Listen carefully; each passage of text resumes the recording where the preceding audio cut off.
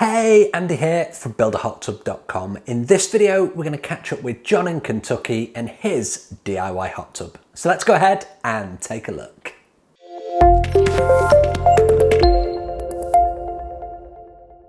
Okay, so John in Kentucky is building a DIY hot tub. He's building it out of CMU blocks, so that's the concrete masonry units. It's the hollow CMU blocks that you stack together, you drop in some rebar and then you fill with concrete and it makes a real strong structure. It's also quite easy to do and it's a great way of doing it if you're building above ground like John is.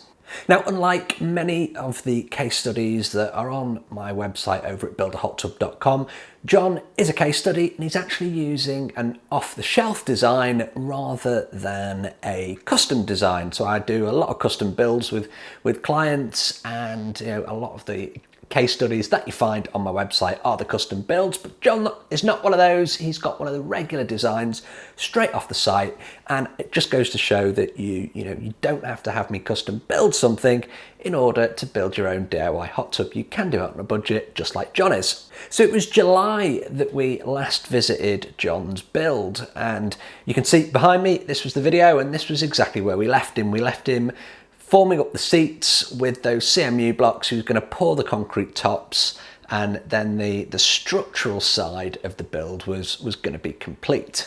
So fast forward 2 months, and what is the current state of play? Well, before we get there, always a great opportunity for me to say, please do subscribe to the channel.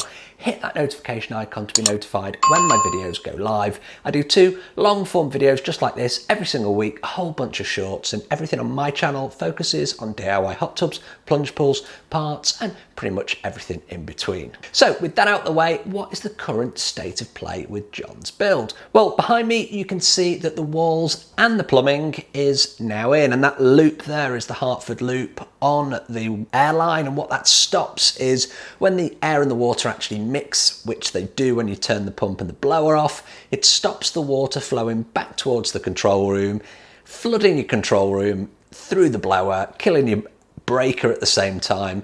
And rather than relying on a $30 piece of plastic valve to stop it, we rely on gravity, so we drop in a Hartford loop to make sure that water stays in the tub. You can also see behind me that the control room has begun to be built. This is pretty close proximity to the tub. It's only a few feet away.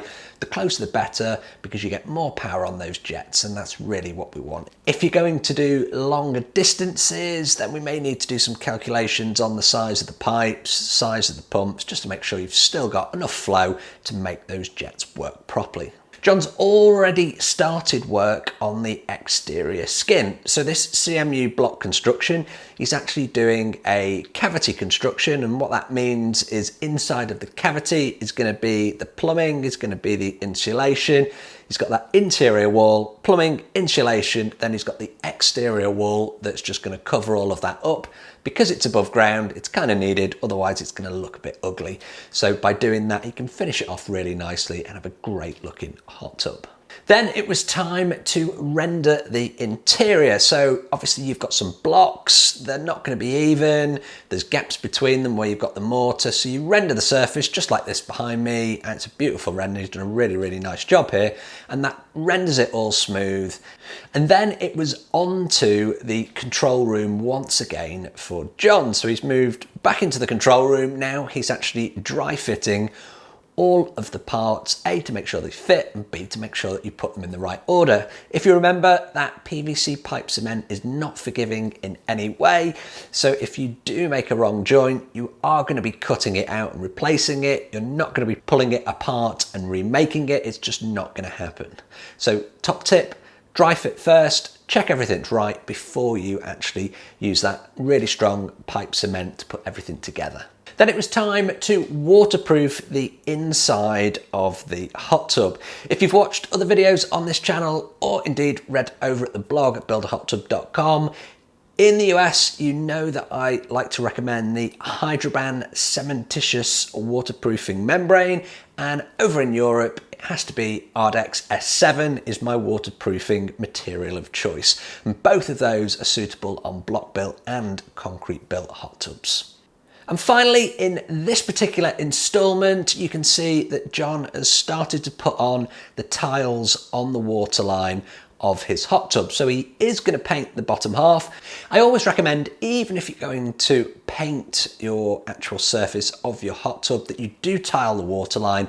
It makes cleaning up easier. You can scrub a tile where you don't really want to be scrubbing a painted surface just in case you damage or remove it. So always a good recommendation is to actually tile the waterline of your DIY hot tub or plunge pool. So what's the next steps for John? Well, the next steps are to get that pool painted, finish the tiling on the waterline, fill it up, finish the control room, and then get testing. So hopefully in the next video, I'll be showing you all of that. As always, I appreciate the view. Thanks ever so much for watching, and I'll see you on the next video. If you've liked this video, please do like, share, and subscribe to the channel.